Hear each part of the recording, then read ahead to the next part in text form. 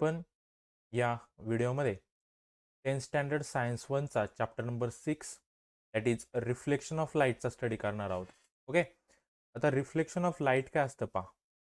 We have seen that generally light travels in a straight line. Okay, आपल्याला माहिती की light कसे travels होते. समजा हा सन आहे, बरोबर. सनमधून जे रेज निघतात, बरोबर. समजा ह्या डायरेक्शनला रेज निघला, हा स्ट्रेट पाथने जाणार आहे. त्या डायरेक्शनला जरी रे गेला तरी हा त्या स्ट्रेट लाईनमध्ये काय होणार आहे, ट्रॅव्हल होणार आहेत. झिगझॅग मॅनरने किंवा अजून कोणत्या मॅनरने ट्रॅव्हल होत नाही. ते का स्ट्रेट पाथ काय करतात, फॉलो करतात. त्याच पाथमध्ये ते ट्रॅव्हल होत असतात. Okay, because of this if an opaque object lies in the path. आता पहा, ओपेक ऑब्जेक्ट म्हणजे काय. समजा हा रे काय होतोय, ट्रॅव्हल होतोय स्ट्रेट पाथमध्ये. ओपेक ऑब्जेक्ट म्हणजे काहीतरी अडथळा आला मध्ये, त्या रेजला मध्ये काय आला, काहीतरी अडथळा आला, त्याला ओपेक ऑब्जेक्ट म्हणतात. A shadow of that object is form. ज्या ऑब्जेक्टवर तो रे पडतो त्या ऑब्जेक्टची काय तयार होते, शॅडो, सावली तयार होते. आपण पण समजा कधी उन्हात जर आपण कुठं बाहेर चाललो तर आपली सावली पडते. याचा अर्थ काय होतो की आपण काय करतोय, त्या रेला अडथळा तयार करतोय. त्या अडथळा ज्या रेला येतो त्याच्यामुळे त्याची काय तयार होते, शॅडो तयार होते. समजलं. We have also seen in previous classes how this shadow changes due to change in relative position of the source of light and that object. आता पहा, शॅडो तयार झाली, बरोबर. आता ही शॅडो जी तयार होते त्याची पोझिशन ही चेंज होत असते. ओके, सिंपल एक्झाम्पल पहा. ज्यावेळेस सूर्य उगवतो सकाळी, बरोबर, सकाळी सूर्य पूर्वेकडून उगवतो, त्यावेळेस आपली शॅडो कोणत्या दिशेला पडते, पश्चिमेकडे पडते, बरोबर. जसा जसा सूर्य आपल्या डोक्यावर येईल अशी एक वेळ येते की आपली जी शॅडो असते ना ती आपली टोटल आपल्या बॉडीची खाली असते. त्यावेळेस आपली शॅडो दिसत नाही, अशी पण एक वेळ येते. आणि त्यावेळेस सूर्य हा या बाजूने समजा सूर्य असा स्टार्ट झाला तर ट्रॅव्हल करीत इथं ठीक 12 वाजता ह्या ठिकाणी येणार आहे. इथं आपण उभे तर असं कन्सिडर करा. ह्या बाजूने रे पडली तर शॅडो इकडे मागं पडणार आहे. वर ह्या बाजूने रे पडली तर शॅडो पूर्ण आपल्या खाली असणारे, शॅडो दिसणार नाही. हा सन ट्रॅव्हल करत ह्या बाजूला आला, पश्चिम दिशेला आला. इकडून जर शॅडो पडली तर ती ह्या ह्या बाजूला दिसणार आहे, बरोबर. आणि जसं जसं सन काय करतो त्याची पोझिशन चेंज करत जातो, बरोबर. म्हणजे सोर्स ऑफ लाईट जशी जशी ज्याची पोझिशन चेंज करणार आहे तशी तशी आपल्या शॅडोची सुद्धा पोझिशन चेंज होणार आहे आणि आता शेप सुद्धा चेंजेस होणार आहे. लक्षात ठेवायचे. समजलं काय सांगितलं, की सोर्स ऑफ लाईटची पोझिशन चेंज झाली तर शॅडोची सुद्धा पोझिशन ही चेंज होते. समजलं. तर त्याच्यावरच डिपेंड आपल्याला या चॅप्टरचा स्टडी करायचा आहे, रिफ्रॅक्शन ऑफ लाईट. आता ही जी काही शॅडो वगैरे जे पडतं हे सगळं कशावर बेस आहे, तर रिफ्रॅक्शन ऑफ लाईटवर बेस हा पूर्ण कन्सेप्ट आहे. समजलं. आता इथं काहीतरी एक ऍक्टिव्हिटी दिली, एक transparent glass and fill it with water. Simple एक एक्सपेरिमेंट आपल्याला माहिती आहे. एक ग्लास घ्या, त्यात वॉटर टाका, एक पेन्सिल त्यात टाका. पेन्सिल पूर्ण अशी नाही दिसत आहे सरळ आपल्याला, बरोबर. वरती इथं दिसते आणि पाण्यामध्ये पाहिलं तर ह्या बाजूला म्हणजे तुटल्यासारखी दिसते. आता ती ऍक्च्युली तुटलेली असते का, नाही. काय होतं, मीडियम चेंज होतं ना. ग्लासच्या वरती कोणतं मीडियम असतं, एअर मीडियम असतं. ग्लासच्या आतमध्ये वॉटर आहे म्हणजे झालं वॉटर मीडियम. आता एक लक्षात ठेवायचं, ज्यावेळेस लाईटचा रे एका मीडियम मधून दुसऱ्या मीडियम मध्ये जातो त्यावेळेस त्याची डायरेक्शन चेंज होते. समजलं, हे लक्षात ठेवायचं. त्याच्यावरच डिपेंड डेफिनेशन आहे पहा. Light changes it direction when going from one transparent medium to another transparent medium. पहा, मी इथं दोन मीडियम सांगितली. काय, एक एअर हे एक ट्रान्सपरंट मीडियम आहे, दुसरं वॉटर हे सुद्धा एक ट्रान्सपरंट मीडियम आहे. मग एका मीडियम मधून जे लाईट आली एअरच्या मीडियम मधून, ती जर वॉटरच्या मीडियम मध्ये जात असेल तर काय होतं, तिचा पाथ, तिची डायरेक्शन काय होते, चेंजेस होते. लाईटची डायरेक्शन चेंज होते. सिम्पल पहा, ही बाउंड्री आहे. याच्यावरती एअरचं मीडियम आहे आणि खाली काय, वॉटर आहे. तर काय होणार आहे, जर रे असा आला या एअरमध्ये तर याची डायरेक्शन काय होते, चेंज होते. अशी थोडीफार कुठेतरी चेंज होईल. समजा असा आला तर अशी थोडीशी आतमध्ये येईल. म्हणजे काय होतं, मीडियम चेंज झालं तर लाईटची डायरेक्शन सुद्धा चेंज होते. आणि हाच कन्सेप्ट आहे, त्याला म्हणतो आपण रिफ्रॅक्शन ऑफ लाईट. काय लक्षात ठेवायचं, light changes its direction. Light काय करते, तिची दिशा बदलते. कधी, when going from one transparent medium to another transparent medium. म्हणजे एका मीडियम मधून दुसऱ्या ट्रान्सपरंट मीडियम मध्ये ज्यावेळेस लाईट एंटर करते त्यावेळेस त्याची डायरेक्शन काय होते, चेंज होते. त्याला म्हणतो आपण रिफ्रॅक्शन ऑफ लाईट. समजले, रिफ्रॅक्शन ऑफ लाईट काय, ही खूप इम्पॉर्टंट डेफिनेशन आहे, त्यामुळे समजून घ्यायची. नेक्स्ट पहा आता, त्याच्यावर एक बेस एक्सपेरिमेंट आहे पहा. ते दिले का, हे वरती एअर मीडियम आहे, मध्ये दिली ती ग्लास आहे आणि परत रे कुठं जातोय, एअर मीडियम मध्ये जातोय. इथं पहा, हा एक इन्सिडेंट रे, बरोबर. हा फॉल झाला ग्लासवर. ग्लासवर फॉल झाला, ही नॉर्मल आहे. इथून यांनी काय केली, त्याची डायरेक्शन चेंज झाली.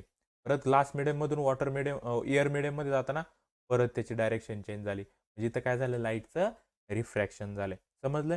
ह्यामध्ये तीच इन्फॉर्मेशन दिली. फक्त लक्षात काय ठेवायचं, रिफ्रॅक्शन ऑफ लाईट काय असतं, की लाईट ज्यावेळी एका मीडियममधून दुसऱ्या मीडियममध्ये जाते त्यावेळेस ती काय करते, त्याची डायरेक्शन चेंज करते. त्यालाच आपण म्हणतो रिफ्रॅक्शन ऑफ लाईट. समजला हा कन्सेप्ट? ओके. त्यानंतर पहा, आता लॉज ऑफ रिफ्रॅक्शन. आता या रिफ्रॅक्शनचे काही लॉज आहेत, बरोबर. आता latest study the light ray entering a glass slab from year as shown in figure.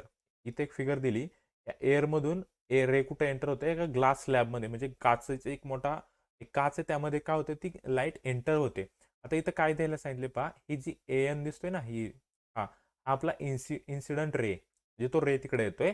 आणि आपला जो एन बी ना, हा रिफ्रॅक्टेड रे. कसा रिफ्रॅक्टेड आहे पहा, त्या अशी आली आणि थोडंसं त्यांनी पोझिशन चेंज केली तर बाउंड्रीला, म्हणजे काय झालं, त्या लाईटचं रिफ्रॅक्शन झालं. समजलं?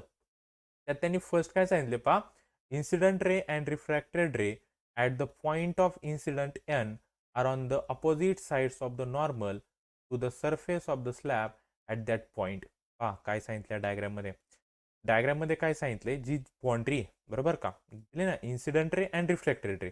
वरून येणारा हा ब्ल्यू कलर मधला इन्सिडंट रे आणि खाली जो गेला रेड कलर मध्ये तो रिफ्रॅक्टेड रे. हे दोन्ही पण काय असते, नॉर्मलच्या अपोजिट साईडला असतात. एका साईडला इन्सिडंट रे, दुसऱ्या साईडला असतो ट्रान्सपरंट रे. समजलंय?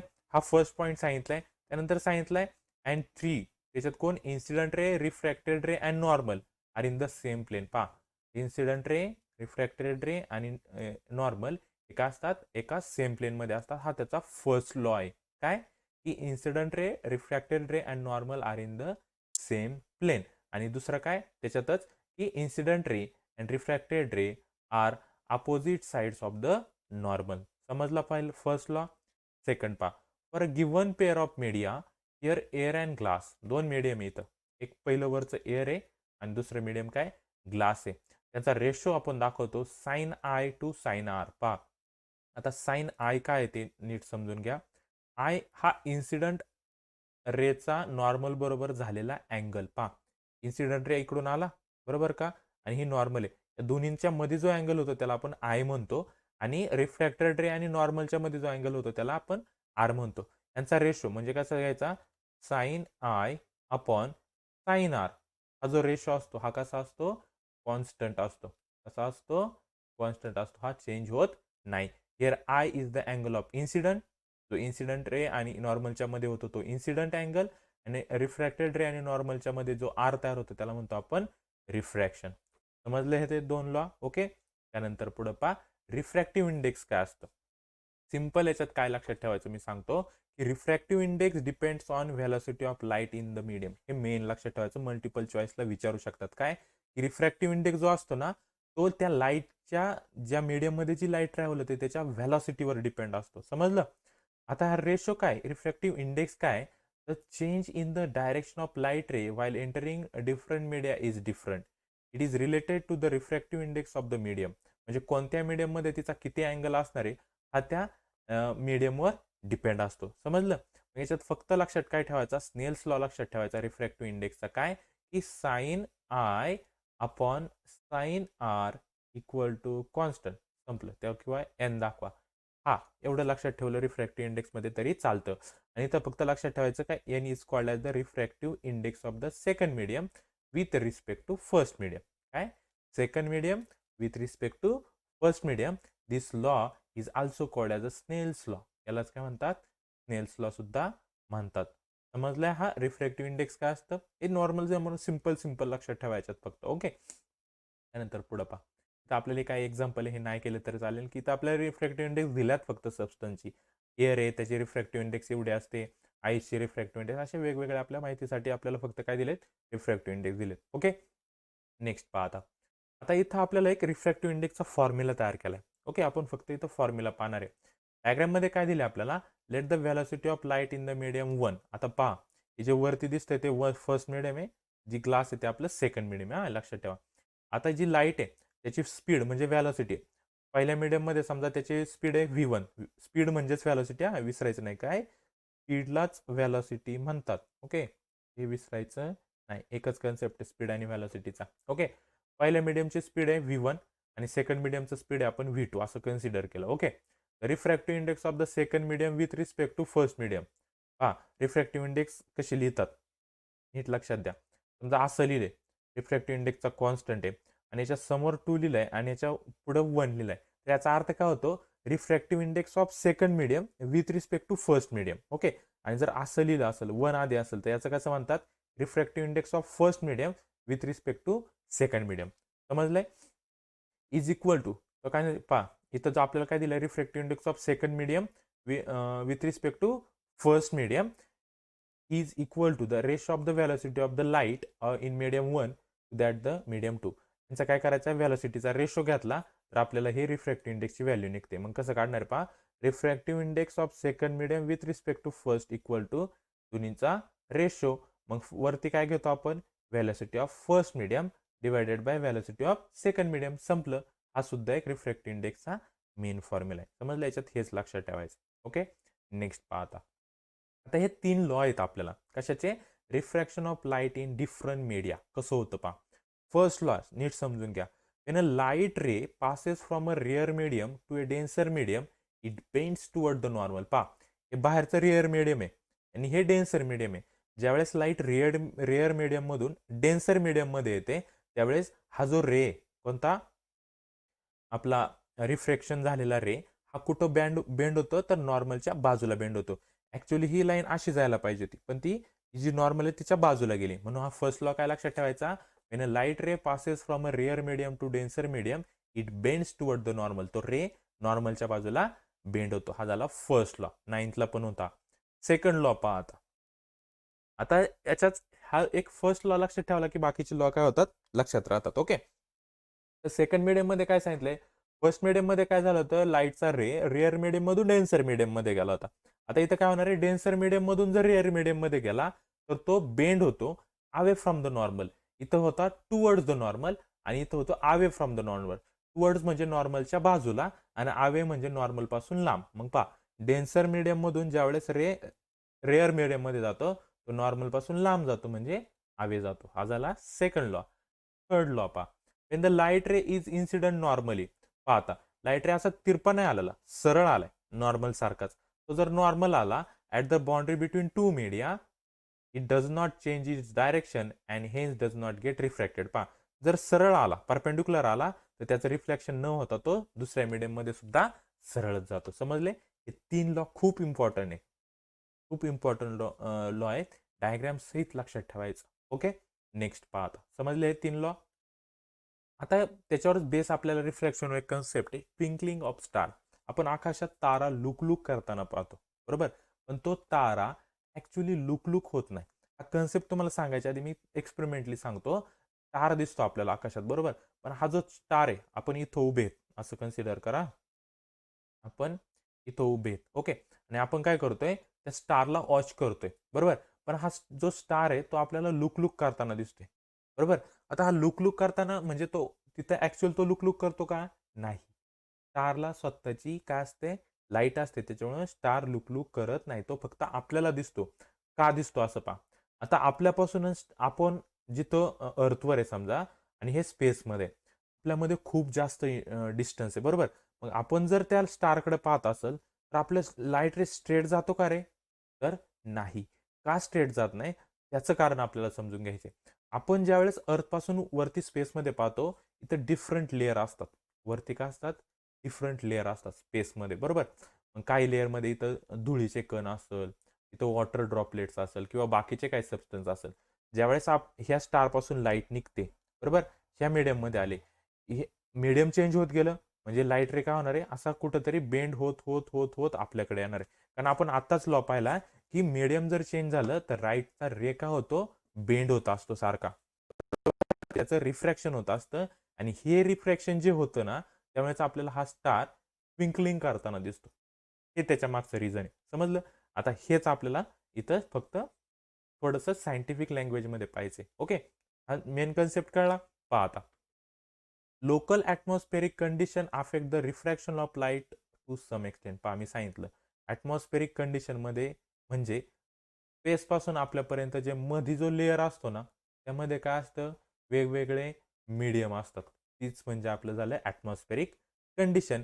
हे काय करतात, रिफ्रॅक्शन ऑफ लाईटला अफेक्ट करतात. In both the example above, 2 example सांगितले तिथं. वरती दिलंय काय, की have you seen the mirage with an illusion of appearance of water. जर आपण उन्हाळ्यात रस्त्याने चालत असेल, कधी कधी आपल्याला वाटतं रस्त्यावर पाणी आहे, पण तिथं जर ॲक्च्युली जाऊन पाहिलं तर तिथं पाणी नसतं. Have you seen the object beyond and above the Holi fire. ज्यावेळेस आपण होळी पेटवतो होळीच्या दिवशी, त्याच्या मागचा जो ऑब्जेक्ट असतोय, समजा ह्या बाजूने आपण पाहतोय मध्ये असा इथं जाळ चालू आहे, बरोबर. त्याच्या माग जो ऑब्जेक्ट आहे तो आपल्याला असा हलताना दिसतो. तो ऍक्च्युअली हलत असतो का? नाही. हा सगळा कशाचा परिणाम आहे? तर हा सगळा रिफ्रॅक्शन ऑफ लाईटचा परिणाम आहे. Okay. The year near the hot road, बरोबर. आता हे का होतं त्याचं कारण समजून घ्या. पहिले रस्त्याचं एक्झाम्पल घ्या. आपल्याला रस्त्यावर पाणी का दिसते? ओके. आता रस्ता तापलेला असतो उन्हाळ्यात, बरोबर. आणि तापलेला असल्यामुळे जो हा हॉट रोड आहे, ती जी हवा असते near the hot road or desert surface and near the holy flames is hot. त्याच्या आसपासची हवा, होळीचा जाळ घेतला किंवा रस्ता घेतला गरम, तर त्याच्या आसपासची हवा कशी असणार आहे? ती सुद्धा गरम असणार आहे. Hence rarer than the air about it. म्हणजे त्याच्यावरती जो एअर असणार आहे त्याच्यापेक्षा ही हवा काय असणार आहे? रिअर असणार आहे, बरोबर. म्हणजे इथं काय झालं? मीडियम चेंज झालं. Refractive index of the air keeps increasing as we go increasing height.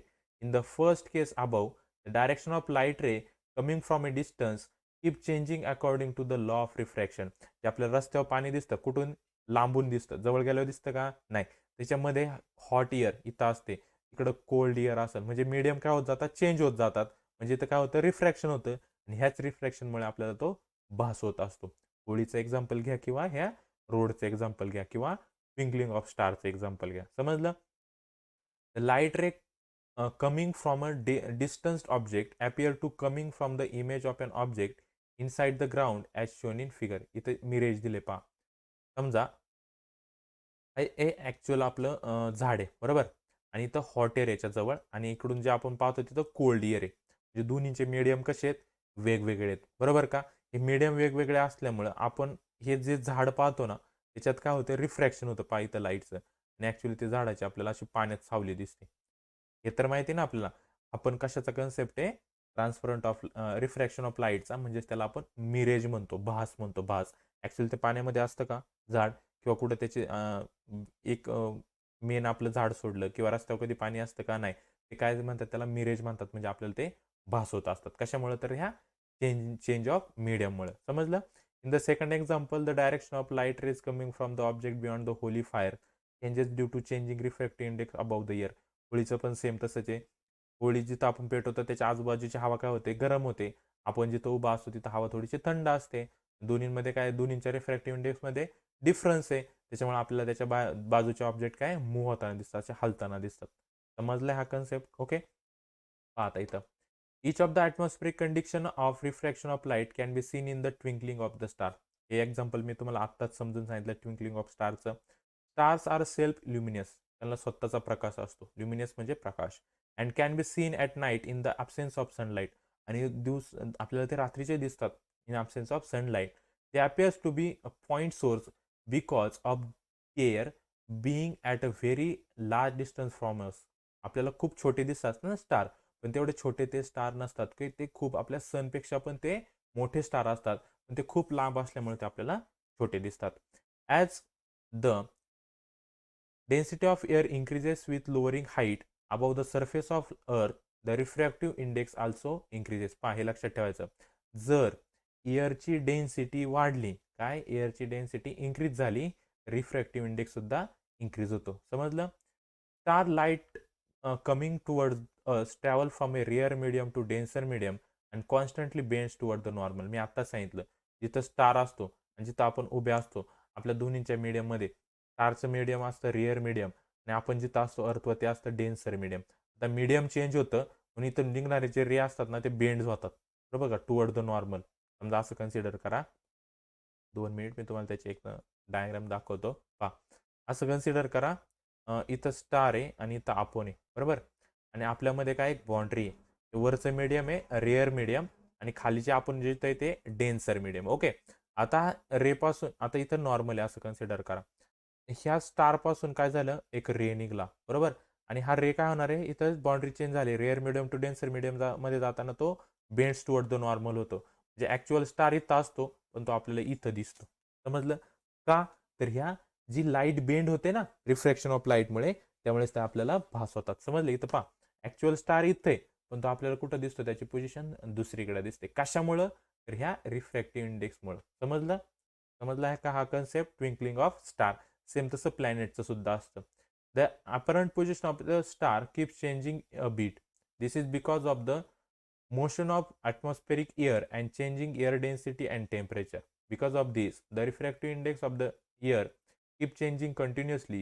Because of this change of position and brightness of the star keep changing constantly and the star appears to be twinkling.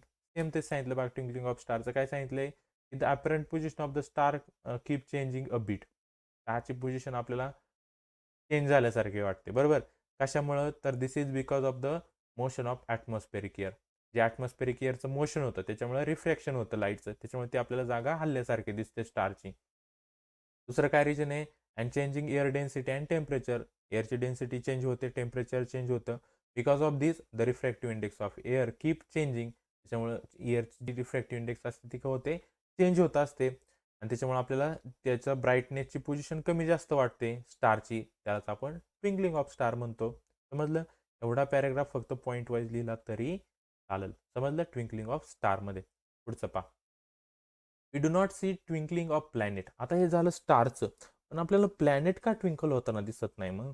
This is because planet are much closer to us as compare to star. एकच reason आहे त्याला, की जे planet आहे ते स्टारचं जर comparison केलं तर आपल्याला प्लॅनेट खूप जवळ आहे. बरोबर? They therefore do not appear as a point source but appears as a collection of point source. एक पॉईंट सोर्स दिसत नाही तर खूप पॉईंट सोर्सचं एक कलेक्शन, मोठा पॉईंट दिसतो. Because of change in the atmospheric refractive index, the position as well as the brightness of the individual points source change, but the average position and total average brightness remains unchanged and planet do not twinkle. आता इथं काय सांगितले पहा, star प्लॅनेटपेक्षा खूप लांब असतात. बरोबर? इथं आपण असं कन्सिडर करा, हा प्लॅनेट आहे, स्टार आहे.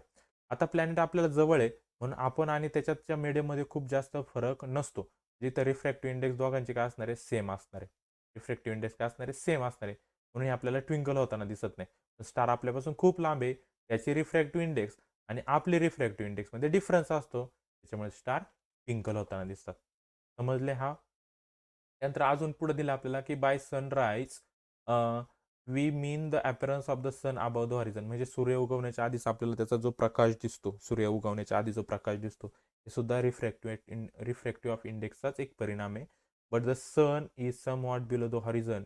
It's light ray are able to reach us among a curved path due to their refraction through earth atmosphere as shown in figure. Okay, ते सनचं सांगितले पा. सूर्य उगवण्याच्या आधीच आपल्याला का दिसतो? सनमधून जे आपल्याला रेज निघतात ना, ते मीडियममधून आपल्याला काय होतात? रिफ्रॅक्शन होतं त्याचं, म्हणून सूर्य उगवण्याच्या आधीच आपल्याला त्याचा प्रकाश दिसतो. समजले? आता पुढचा पॉईंट आहे डिस्पर्शन ऑफ लाईट. ओके, आता डिस्पर्शन ऑफ लाईट काय असतं पहा. Hold the plastic scale in your compass in front of your eyes and see through it while turning it slowly. You will see the light rays divided into different color. म्हणजे आपल्याला rainbow दिसतो. बरोबर का? स्केलचा experiment करून पहा. काय दिसतो त्याच्यात? आपल्याला रेनबो दिसतो. मग ते कलर कोणकोणते असतात ती order? Violet, Indigo, blue, green, yellow, orange and red. हे 7 कलर दिसतात. You know that the light is a electromagnetic radiation. लाईटमध्ये काय असतं? इलेक्ट्रोमॅग्नेटिक रेडिएशन असतं. Wavelength is an important property of radiation. The wavelength of the radiation to which our eyes are sensitive is between. आता आपले जे eyes असतात ना, आता हे तर माहिती असेल, जे लाईट रेज असतात त्याला वेवलेंथ असते. प्रत्येक लाईट रेजला काय असते? त्याची स्वतःची वेवलेंथ असते. बरोबर? आपले डोळे किती एक रेंज असते 400 to 700 नॅनोमीटर पर्यंत जे रेज असतात तेवढेच आपल्या डोळ्यांना दिसतात. In this interval radiation of the different wavelength appear to have a different colours mention about. Red light has a maximum wavelength. मग त्याच्यातले जे कलर असतात, समजा वेवलेंथ चेंज झाली तर लाईटचा कलर काय होतो? चेंज होतो. आता त्यातला जो रेड कलर असतो ना, त्याची सगळ्यात जास्त वेवलेंथ असते. किती? Closer to 700 nanometre. मग त्याच्यानंतर जर सगळ्यात कमी पाहायचा झाला तर व्हायलेट लाईट आहे, त्याची सगळ्यात कमी असते. किती? 400 नॅनोमीटर. म्हणून आपल्याला व्हायलेट आणि रेड या मधलेच कलर दिसतात. समजलं? In vacuum the velocity of light raise of all frequencies is the same, but the velocity of light in medium depends on the frequency of light and thus different colors travel with a different velocity. इथं काय सांगितले पहा की vacuum म्हणजे काय असतं, तिथं काहीच नसतं, हवा सुद्धा नसते, बरोबर, त्याला व्हॅक्यूम म्हणतात. द व्हॅलॉसिटी ऑफ लाईट, त्या व्हॅक्यूममध्ये जी लाईट असते, लाईट रेज, त्याची व्हॅलॉसिटी जी असते, त्याची फ्रिक्वेन्सी काय असते, सगळ्या लाईटची सेम असते व्हॅक्यूममध्ये. पण जर आपण वेगळ्या डिफरंट मीडियममध्ये जर पाहिलं, डिपेंड असते ती कशावर, त्या लाईटच्या फ्रिक्वेन्सीवर. आणि जर लाईटची फ्रिक्वेन्सी चेंज झाली तर आपल्याला वेगवेगळे कलर दिसतात. समजलं, एवढं फक्त लक्षात ठेवायच्यात. आणि खाली एक डेफिनेशन आहे, the process of separation of light into its component color while passing through a medium is called as the dispersion of light ची डेफिनेशन काय सांगितले डिस्पर्शन ऑफ लाईट मध्ये, process of separation of light, एक काय process आहे, त्यामध्ये काय होतं, लाईटचं सेपरेशन होतं. व्हाईट लाईट येते आणि त्याचे 7 कलर होतात, म्हणजे काय झालं, सेपरेशन झालं. Into its component colour, separation कशात होतं, त्याच्या कॉम्पोनंट कलरमध्ये होतं. While passing through a medium is called the dispersion of light. काय होतं, ते मीडियम मधून काय होतं, ट्रॅव्हल होतं, त्यालाच आपण काय म्हणतो, जे सेपरेशन होतं त्यालाच आपण डिस्पर्शन ऑफ लाईट म्हणतो. समजले डिस्पर्शन ऑफ लाईट. ओके, इथं दिलंय पहा, इकडे आता सनरेज आहे, प्रिझमचा एक एक्सपेरिमेंट केला जातो आणि सनरेज जर प्रिझमवर पडलं, म्हणजे प्रिझम एक ग्लास प्रिझम मीडियम झालं ना, त्याच्यापासून हे 7 कलर तयार होतात. समजलं, त्याचा शोध कोणी लावला लक्षात ठेवा, सर आयझॅक न्यूटन. कळलं, ग्लास प्रिझमचा शोध लावला त्यांनी, स्पेक्ट्रम शोधला 7 कलरचा. ओके, पुढे पहा. आता पाहायचं आपल्याला partial and total internal reflection. Easy concept आहे, थोडा पाहून घ्या. When light enters a rare medium from a denser medium, आपल्याला माहिती काय, डेन्सर मीडियम मधून ज्यावेळेस रेअर मीडियम मध्ये लाईट जाते, इट गेट पार्शली रिफ्लेक्टेड, त्याचं काय होतं, रिफ्लेक्शन होतं. That is part of the light gets reflected and come back into the denser medium as per the law of refraction. आपण जे आधी 3 लॉ पाहिलेत ना, त्या लॉवर डिपेंड आहे. This is called partial reflection. पहा आता, पार्शल रिफ्लेक्शन म्हणजे काय, तर लक्षात ठेवायचं, when light enters rare medium from a denser medium, म्हणजे ज्यावेळेस लाईट डेन्सर मीडियम मधून रेअर मीडियम मध्ये जाते, इट गेट पार्शली रिफ्लेक्टेड, त्याचं काय होतं, पार्शली रिफ्लेक्शन होतं. That is part of a light get reflected, त्याच्यातला काही पार्ट काय होतं, रिफ्लेक्ट होतो and come back into the denser medium as per the law of reflection. याला म्हणतो आपण पार्शल रिफ्लेक्शन. समजलं, rest of the light get refracted and goes into the rare medium, बाकीची जी light राहिली ती परत रेअर मीडियम मध्ये जाते. समजलं, as light is going from denser to rare medium it bends away from the normal. आता पहा, डेन्सर मीडियम मधून ज्यावेळेस रेअर मीडियम मध्ये जाते, ती अवे जाते नॉर्मलच्या, आणि रेअर मीडियम मधून ज्यावेळेस डेन्सर मीडियम मध्ये जाते, ती टुवर्ड्स नॉर्मल जाते. पण इथं काय सांगितलं आपल्याला, denser medium to rare medium गेली, म्हणजे away from the normal. It is angle of incident i, हा छोटा असणार आहे, is smaller than the angle of reflection. Simple आहे पहा, डेन्सर मीडियम मधून आली आणि काय झालं, इथं नॉर्मल आहे ना, इथं आय असणार आहे, आणि रेअर मीडियम मध्ये गेली, म्हणजे टुवर्ड्स काय जाणार आहे, अवे फ्रॉम द नॉर्मल जाणार आहे, म्हणजे इथं आर आहे, म्हणजे आर का असतो, ग्रेटर दॅन आय असतो. समजलं, this is shown in the left hand side of the figure. इथं दिलेले पहा आपल्याला, इथून लाईट एक रिफ्लेक्शन होतं, कसं कोणत्या टाईपने रिफ्लेक्शन होतं ते आपल्याला दिलेलं आहे. समजलं, हे त्यातली फक्त डेफिनेशन करायची आपल्याला पार्शल रिफ्लेक्शनचं. ओके, नेक्स्ट पहा आता. तर याच्यावरच डिपेंड हे पाहिलेलं आहे आपण, रिफ्रॅक्टिव्ह इंडेक्सचा फॉर्म्युला आहे. आता हे रेनबो कसा प्रोड्यूस होतो ते तुम्ही रीड करायचं, मी फक्त सांगतो रेनबो कसा प्रोड्यूस होतो पहा. ज्यावेळेस रेनबो कधी तयार होतो, पाऊस पडत असेल थोडाफार, किंवा पडून गेल्याच्या नंतर काय होतो, रेनबो तयार होतो. रेनबो काय is a beautiful natural phenomenon, हे सगळ्यांना माहिती. रेनबो काय एक नॅचरल फेनॉमेनॉन आहे. It is the combine effect of the number of natural process. याच्यात खूप नॅचरल प्रोसेस आहे, ह्या सगळ्यांचं कॉम्बिनेशन होऊन रेनबो तयार होतो, बरोबर. It is the combine effect of the dispersion, refraction and total internal reflection of light. 3 concept एकत्र आहेत, काय, dispersion, refraction and total internal reflection. कसं होतं पहा, it can be scene mainly after the rainfall, पाऊस पडून गेल्याच्या नंतर आपल्याला रेनबो दिसतो. Small droplet of water act as a prism. पहा, मग हवेमध्ये एक छोटासा समजा हा वॉटर ड्रॉपलेट आहे, हा प्रिझम म्हणून ऍक्ट होतो, बरोबर. In the light rays from the sun enters this droplet. आता असं कन्सिडर करा, इकडून काय झाली, सनची रेज आली, बरोबर, ही काय झाली, ह्या पाण्याच्या थेंबामध्ये एंटर झाली, बरोबर. आता हा प्रिझम आहे, बरोबर, प्रिझम म्हणून ऍक्ट होणार आहे. तर याची लाईट काय, अशी रेड, इकडचे समजा मधले कलर नाही घेतली, व्हायलेट, बरोबर. हे रिफ्लेक्शन झालं, 7 कलर तयार झाले, इथं मध्ये 7 कलर असणार आहे. परत याचं काय होणार आहे, टोटल इंटरनल रिफ्लेक्शन होणार आहे. टोटल इंटरनल रिफ्लेक्शन झालं, ही रे इकडे गेला आणि व्हायलेट रे इकडे गेला, झालं दोन्हीचं टोटल इंटरनल रिफ्लेक्शन. आणि ह्याच परत काय निघल्या, ड्रॉपलेटमधून बाहेर निघल्या, आपल्याला काय दिसतं, त्याचा रेनबो दिसतो. समजलं. It get refracted and disperse एकाच टाइमला. इथं रिफ्रॅक्शन होतं, त्याचं मीडियम चेंज होतं ना, एअरमधून वॉटर ड्रॉपलेट म्हणजे वॉटर मीडियममध्ये जातं. इथं काय झालं, त्याचं रिफ्रॅक्शन झालं आणि सेपरेशन पण झालं, डिस्पर्शन पण झालं. Then there is a internal reflection. मग पहा आतमध्ये गेल्याच्या नंतर इथं झालं नाही, हे इंटरनल रिफ्लेक्शन आहे. पहा इथं आतल्या आत रिफ्लेक्शन झालं, as shown in figure. And after that once again the light get refracted while coming out of droplet. आणि त्याच्यानंतर परत रिफ्रॅक्शन होतं, कारण वॉटरमधून परत एअरमध्ये येतं. बरोबर. पहिल्यांदा हे एअर होतं, एअरमधून वॉटरमध्ये गेलं, तर टोटल इंटरनल रिफ्लेक्शन झालं. आणि परत वॉटरमधून एअरमध्ये गेलं, परत रिफ्रॅक्शन झालं. त्याच्यानंतर जे बाहेर दिसतं, तो असतो आपला रेनबो. म्हणजे याच्या 3 प्रोसेस येतात.